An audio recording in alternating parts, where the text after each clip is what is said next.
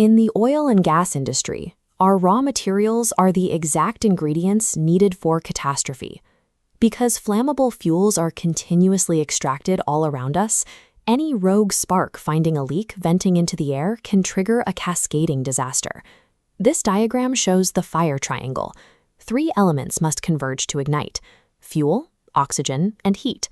When they ignite inside a confined space, the physical pressure multiplies instantly. The container fails, and the rapid expansion creates a violent explosion.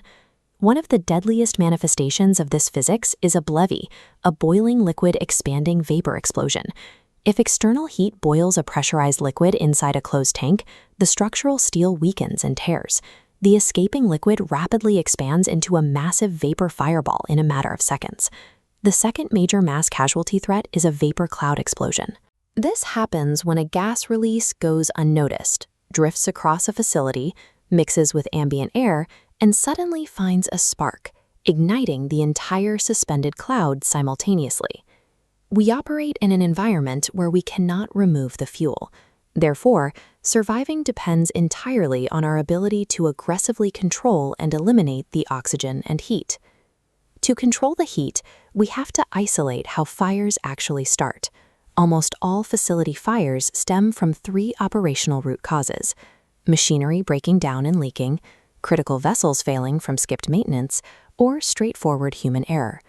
Often, the trigger is simple friction. Metal on metal grinding, scraping, or the unauthorized use of power tools easily throws high-velocity sparks into a volatile atmosphere. This diagram illustrates an even more insidious ignition source: static electricity. The physical action of fluids flowing rapidly through an ungrounded hose builds up a latent electrical charge, which eventually arcs as a distinct spark across the gap to the nearest grounded metal.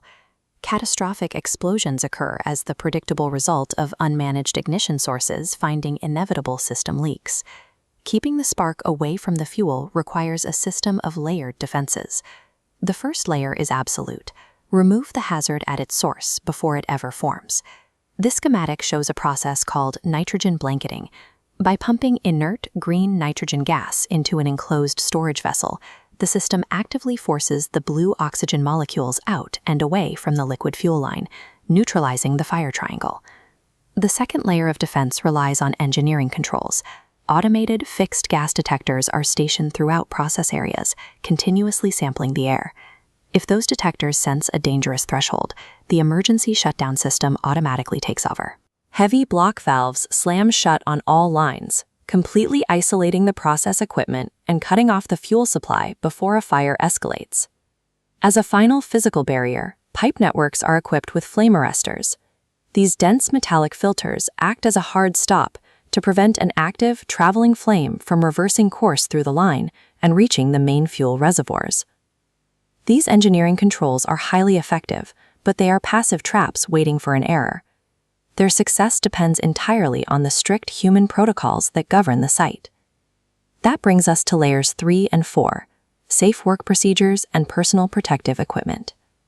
To manage the variable risk across a facility, the site is divided into distinct ATAC zones, dictating exactly what explosion-proof tools and flame-resistant clothing are permitted inside. If you need to weld, cut, or grind in one of these zones, you must acquire a hot work permit. This document dictates the exact scope of work, proves that equipment is de-energized through lockout-tagout, and assigns a dedicated fire watch with a charged extinguisher to the location. Before that permit is ever issued, a technician must conduct an atmospheric gas test to check the LEL, or lower explosive limit. This metric identifies the minimum concentration of gas in the air needed to support a fire.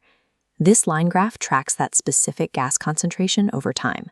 To proceed with hot work, the atmosphere must read securely below the red threshold of 10% LEL, and those levels must be actively retested every 30 minutes until the work is complete. The hot work permit functions as a legally binding guarantee that the chain of disaster has been deliberately broken before a single tool is lifted. If containment fails and the alarm sound, your immediate reaction dictates your survival.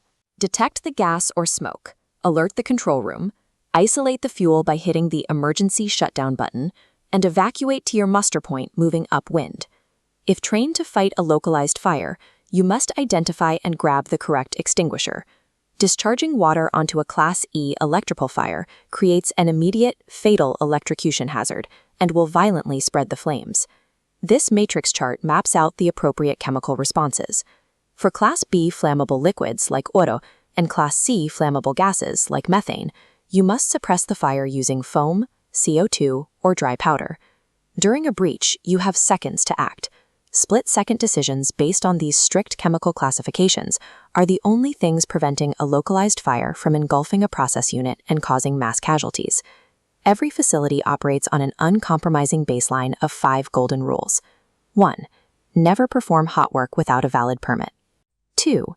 Always test the atmosphere before introducing an ignition source. 3.